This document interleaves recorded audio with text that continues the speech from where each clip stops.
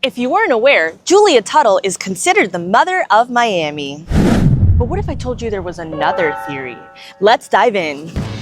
As it turns out, we might not be the first city in the US to have been founded by a woman, but by two women.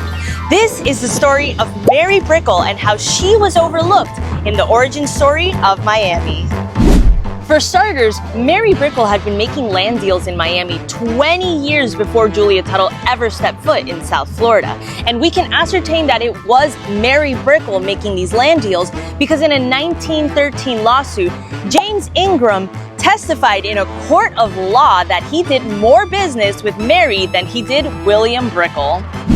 And even before William Brickell's death in 1908, Mary Brickell was listed as the primary owner in a lot of their deeds, and she was known to be the leader of the household. Moreover, Julia Tuttle died 2 years after the incorporation of the city of Miami in 1898.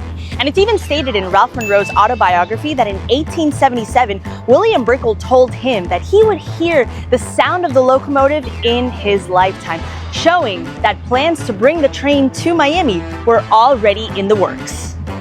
This is not to discredit Julia Tuttle's impact on Miami. She had a persistent letter-writing campaign to Flagler, and it seemed that Flagler responded better to her than he did to the Brickells. But why?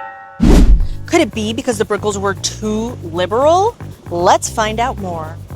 When Mary Brickell died in 1922, she received an outpouring of love from the Black community, including an article by Reverend J.R. Evans where he states that she gave many loans to Black citizens so that they could buy property, and the only condition was that they live a life free of vice.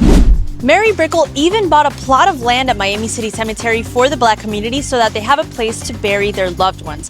And she was known for helping Black citizens buy property and even pay off property taxes so that they wouldn't be kicked out of their homes. It's also important to note that Mary Brickell was from New South Wales, Australia, so she had a very different attitude towards race than her American counterparts. I think history is like an onion, and it's so important for us to peel back each layer and learn as we go. For example, I didn't know that Mary Brickell had donated a plot of land in Miami Cemetery for the Black community. There's something for us to learn every day. It's important for us to make sure we're promoting and recording our history. There is loads of evidence showing that Mary Brickell had a larger impact on the creation of Miami than Julia Tuttle.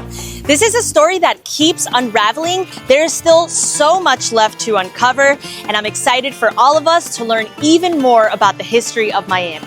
A special thank you to Cesar Becerra for his book, Orange Blossom 2.0. Check it out, you guys. And thank you guys for watching this video. I'll see you around Miami.